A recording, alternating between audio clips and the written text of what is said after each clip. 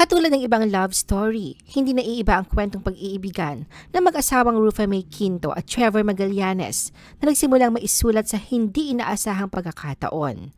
Sa kabila ng magkaibang mundong ginagalawan, ay nahanap nila ang daan para sa isa't isa. Magkalayuman ay going strong pa din ang kanilang pagmamahalan. The Philippine Showbiz List presents Rufa May Quinto and Trevor Magallanes Long Distance Relationship Story. Simulat sa pool ay malaking factor ang perfect timing sa love story ni Rufa May at Trevor. Wala sa plano pero dumating si Trevor sa buhay niya noong panahong ramdam ni Rufa May na gusto niyang lumagay sa tahimik. Hindi lingid sa kaalaman ng karamihan na katulad ng kanyang showbiz career, bukas na aklat sa publiko ang itinakbo ng buhay pag-ibig ni Rufa May kung saan nariyan ang mahabang listahan ng mga lalaking nakarelasyon at mga nalilink sa kanya. Pero ni isa sa mga ito ay walang natuloy sa altar, habang ang ilan sa kanyang mga kaibigan ay ikinakasal at may pamilya na. Ayon kay Rufa May, dahil sa bigong mga relasyon, may ilang pagkakataon na pumasok sa isipan niya ang mag-isa na lamang, pero sinabi niya din daw sa sarili na sigurado siyang hindi ito mangyayari. Una sa lahat, talagang pinili niya na huwag mag-asawa agad, hindi dahil sa kawalang kakayahan na makahanap ng mapapangasawa. Ito ay dahil sa pakiramdam niyang hindi pa siya handa sa mga oras na yon at marahil ay hindi pa niya natagpuan ang tamang tao na nais niyang maging asawa. Hanggang sa dumating ang hindi niya inaasahang pagkakataon. Noong huling bahagi ng 2015, si Rufa May ay bumiyahe ng ilang beses sa Amerika, ngunit hindi daw niya talaga alam kung bakit siya patuloy na bumabalik doon. Sa katunayan, sinabi niya na nagulat din siya kung bakit kailangan niyang lumipad na napakalayo nang hindi alam ang dahilan. Ngunit sa kalooban ng tadhana, sa kanyang ikalimang pagbisita sa US, nakilala niya si Trevor. Ngunit hindi ito nakakagulat sa kaso ni Trevor.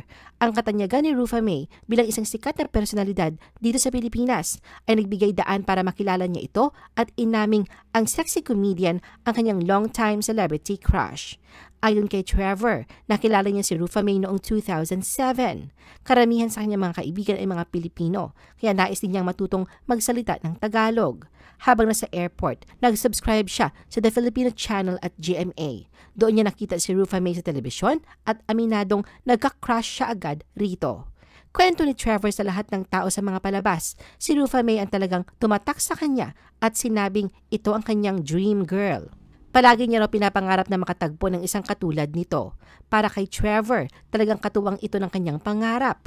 Ayon sa kanya, napakaraming pangyayari ang nagdala sa kanila upang magkita na halos ito ay isang coincidence na maaari niyang sabihing isang miracle.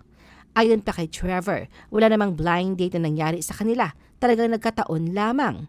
Isang araw, nakilala niya si Rufa May, nagbati sila ng hi at hello at agad silang nag-click. Ngunit sa kabila ng tila perpektong sitwasyon, nagkaroon ng mga pagsubok noong nagsimula silang mag-date. Inamin ni Rufa May na nag-alinlangan siya noon sa paglabas kasama si Trevor at hindi nga raw love at first sight ang nangyari sa kanila.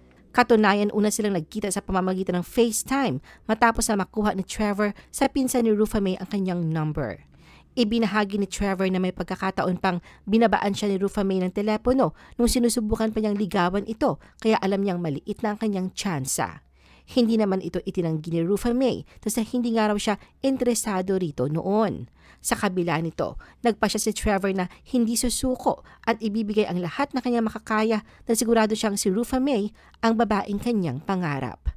Nagbunga ang pagpupursige ni Trevor at nagkaroon siya ng pagkakataon na makapag-date kay Rufa May bago ang flight nito pabalik ng Pilipinas. Dahil sa matagal niya ng crush si Rufa May, aminado si Trevor na nung unang beses silang magkita ng personal, na-overwhelm siya kasabay nito ang sobrang nerbiyos at hiyang naramdaman sa buong araw na sila ay magkasama. Sa first impression naman niya kay Trevor, ayon kay Rufa May, talagang gwapo, macho, matangkad, matalino at malakas ang dating. Ilang araw pa lang sila personal nagkakilala pero hindi na raw siya pinakawala ni Trevor at naging sila na magmula ng mag-date. Katunayan, bago bumalik sa Pilipinas noong January 2016, magkasintahan na silang dalawa.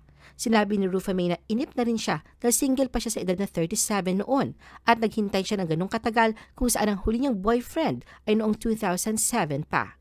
Sabi naman ni Trevor, naghintay siya ng buong buhay niya.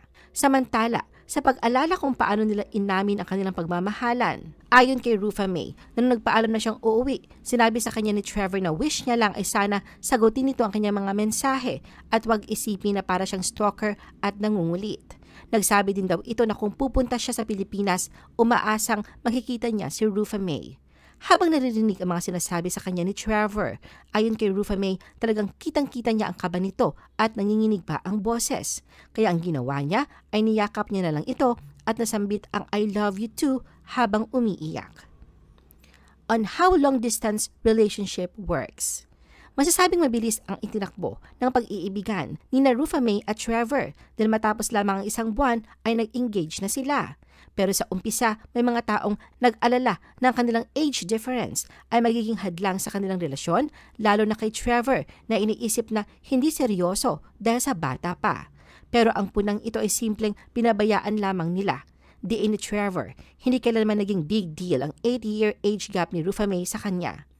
Tunay na nahanap ang kasiguraduhan sa piling ng bawat isa dahil makalipas ang 9 na buwan noong November 25, 2016, ikinasal sila sa isang civil at Christian wedding ceremony sa The Blue Leaf Cosmopolitan sa Libis, Quezon City. Sa kanyang wedding vow, sinabi ni Rufa May na si Trevor ang katuparan ng kanyang mga pangarap. Para naman kay Trevor, sinabi niya na ang pagpapakasal kay Rufa May ang the best decision na ginawa niya. Agad namang sinimulan ng dalawa ang pagbuo ng pamilya dahil noong February 17, 2017, masaya nilang sinalubong ang pagdating ng kanilang unika iha na si Athena Alexandria. Sa pinasok na relasyon, umpisa pa lang, alam na ni Rufa May at Trevor na distansya ang kanilang mahigpit na kalaban pero nagawa nilang itawid ito hanggang sa makasal. Bukas si Rufa May sa pagsasabing nagsakripisyo silang mag-asawa na LDR dahil todo kayod sila ni Trevor para sa kanilang anak na si Athena. Si Trevor ay isang Filipino-Chinese na tubong Amerika. Para kay Rufa May, ang LDR setup ay epektibo para sa kanilang marriage, lalo na at magkaiba ang tinatahak nilang karera. Si Trevor ay dating financial analyst bago ito sumailalim sa police training sa San Francisco Police Academy.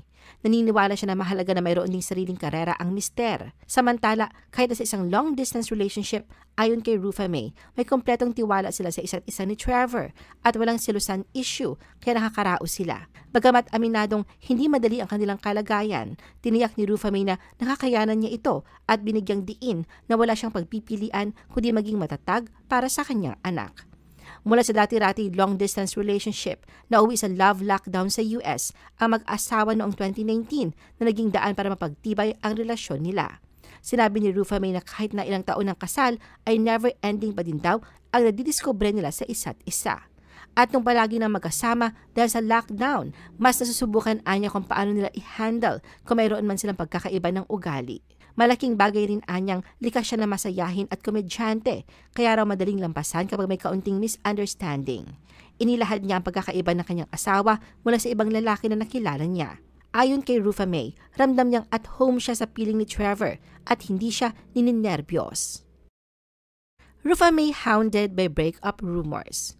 Mula na mag-asawa at magkaroon ng sariling pamilya ay sa Amerika na ninirahan si Rufa May. Bumabalik lamang siya sa Pilipinas dahil rin sa trabaho at ang ganitong setup ang tila gusto niyang mabago matapos ang magdesisyon na umuwi na ng bansa. Ito ang inamin niya sa naging panayam sa kanya sa Fast Talk with Boy Abunda noong August 2024. Ayon kay Rufa May, napagod na siya magpabalik-balik sa Amerika at sa Pilipinas. Kaya gusto raw niya muna ritong tumira pansamantala. Ilang taon din kasi siya roon at parang pagod na siyang bumiyahe. Kaya gusto niya munang subukan nila rito, lalo na at may mga ari-arian pa naman siya rito sa bansa na wala naman ibang magmamana kundi ang anak niya. Wala raw alam ang anak nila sa kanyang buhay rito at sa pagiging artista niya sa bansa dahil hindi naman siya celebrity sa abroad. Naging simple raw kasi ang anak at mas maganda raw na ngayon na lang nito nalalaman ng unti-unti. Patungkol sa mister, sinabi ni Rufa May na pupunta naman daw si Trevor dito sa Pilipinas. November ng taong ito, wala pa raw silang plano kung pamatagalan na ang pagstay nito rito. Gusto raw kasi na isa-isahin muna ang pag-aayos sa mga kailangan nila. Samantala, aminado naman si Rufa May na dahil nga sa hindi sila magkasama ni Trevor ngayon, ay nakakaramdam siya ng takot dahil sa mga kaganapan sa paligid.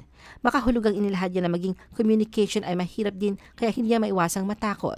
Pero dinaraan na lamang doon niya ito sa dasal at wala na anya siyang magagawa kung ano ang gustong mangyari ng Panginoon sa kanyang buhay. Sinabi pa ni Rufa May na ang hirap na magplano masyado, basta kinailangan lang daw niyang maghanda at mas pinipiling wag nang mag-alala pa.